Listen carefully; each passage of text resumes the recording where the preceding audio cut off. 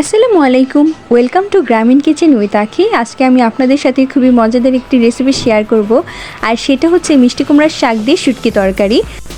এই জন্য আমি শাক নিয়েছি আর চৈক্ষা শুটকি নিয়েছি। আমাদের এলাকায় এটা চৈক্ষা শুটকি বলে, আপনাদের এলাকায় কি বলে তা কমেন্টে জানাবেন। আর মিষ্টি কুমড়ার শাকগুলোকে কেটে ভালোভাবে ধুয়ে নিয়েছি। এখন একটি কড়াই চুলায় বসিয়ে দিয়ে এতে রান্নার তেল দিয়ে দিলাম।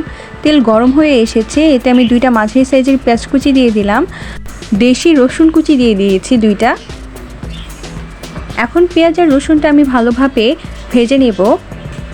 আমি এখানে হালকা ব্রাউন কালার করে ভেজে নিয়েছি। আর শুটকিটা দিয়ে দিলাম। শুটকি আমি হালকা গরম পানি দিয়ে ধুয়ে নিয়েছি, এতে করে শুটকির গন্ধ করবে না। এ পর্যায়ে শুটকিটা হালকা ভেজে নেব। ভাজা হয়ে গেলে অল্প একটু পানি দিয়ে দিলাম। এখন একটু নেড়ে চেড়ে মশলা দিয়ে দেব।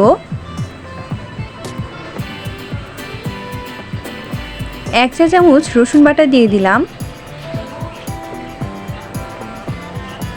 1 চা চামচ আদা বাটা দিয়ে দিলাম।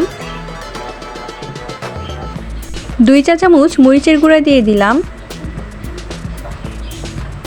1 চা চামচ ধনিয়া গুঁড়া দিয়ে দিলাম। 1 চা চামচ হলুদের গুঁড়া দিয়ে দিলাম। স্বাদ মতো লবণ দিয়ে দিলাম। সবগুলো উপকরণ দেওয়া হয়ে গেলে মশলাটা ভালোভাবে নেড়ে চেড়ে কষিয়ে নেব। মশলা কষানো হয়ে গিয়েছে। এ পর্যায়ে মাঝারি সাইজের 2টা আলু দিয়ে দিলাম। আলুটা আমি লম্বা লম্বা করে কেটে নিয়েছি।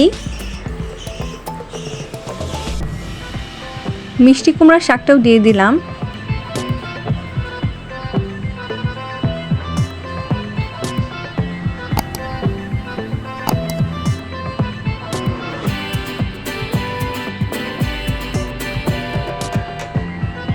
শাক দেওয়া হয়ে গিয়েছে। এ পর্যায়ে ঢাকনা দিয়ে ঢেকে 4 মিনিটের জন্য রেখে দেব। ফিরে এলাম 4 মিনিট পর। এখন ঢাকনা খুলে ভালোভাবে নেড়ে চেড়ে মশলার সাথে শাকটা মিশিয়ে নিতে হবে। আর আমার চ্যানেলটা যেহেতু নতুন, আশা করছি আপনারা সকলেই আমাকে সাপোর্ট করবেন, আমার পাশে থাকবেন। শাক ভালোভাবে নেড়ে চেড়ে মেশানো হয়ে গিয়েছে।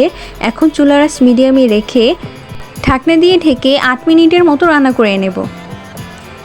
ফিরে এলাম 8 মিনিট পর। এখন শাকটা ভালোভাবে নেড়ে চেড়ে দিব।